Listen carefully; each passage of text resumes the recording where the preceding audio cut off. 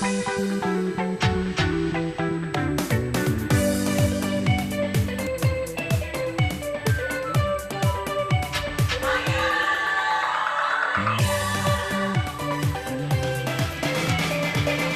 back to Mouthy Broads. We're talking with Susanna Matthews, who's the author of Revising Mrs. Robinson, and basically we're talking about the phenomenon, really, of older women dating younger men.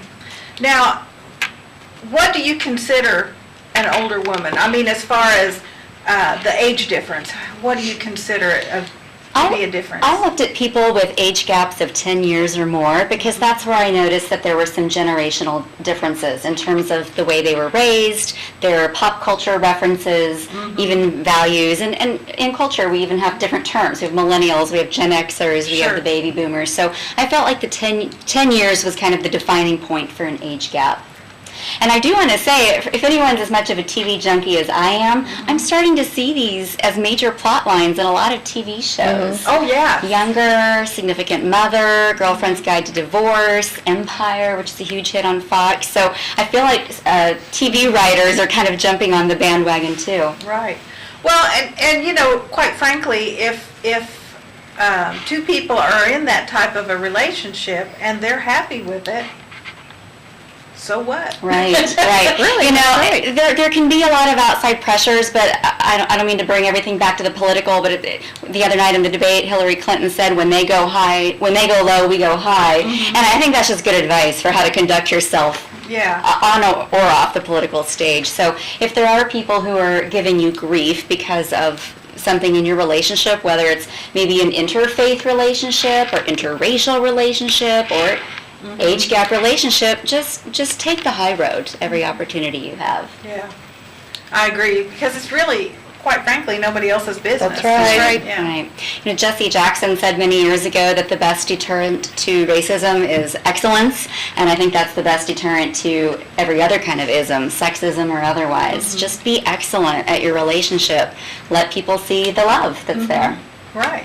Right. I think, you know, society has always accepted older men with younger women. Right. They don't think twice about But it. for women to date younger men, you know, they don't accept that. But women have struggled for a long time for a lot of acceptance, whether it's been in the political arena, whether it's been with job, pay, to be treated as equal on a lot of terms. You know, it's been a struggle for women, and so now here's this aspect of a woman's life, and then people are, you know, critical. I've actually heard some people say, with women that I know that are dating younger men, you know, what is this, a mommy? Does this guy need a mommy? You know, hello, nobody said, does this girl need a daddy? Right. Well, we could all use a sugar daddy. It is kind of the last frontier, I suppose, but I'll play devil's advocate for a moment and tell you something interesting I learned when I looked at evolutionary biology and anthropology, and maybe there's sort of a basis in the wiring in our brains that, you know, when we were cavemen and cave women, there was a reason for us to prefer a younger woman paired with a younger man, and that was for the survival of our species. That was because an older woman had a lesser chance of procreating. And so that may be something that's kind of, that may be just a leftover from thousands of years ago, and it served us well, again, when we were living in caves and the threat of death lurked outside the door of the cave, and there really was value to our survival as humans in, can you bear children? And nowadays we have enough kids We have around, plenty it of doesn't people. We are not going extinct. Do people care less? I don't think people care now. Don't they care less now than they did 20 years ago? I don't care how old the guy is you're dating, right? I don't. I just care that he's treating you right. Right, Yeah. right. Isn't it less now of caring about the age? You know, it's interesting because to some degree it matters to many women what other people think, but really it matters what they think. And so sometimes we're our own worst enemies. We're our self-saboteurs.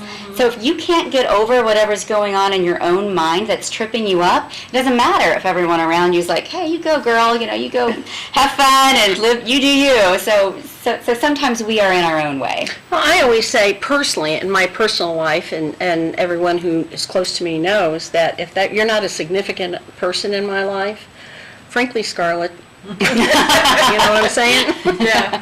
And I truly feel that way. If you're not a significant person, I really don't care what your thought or opinion is about that. And sometimes even if you are significant, it doesn't matter.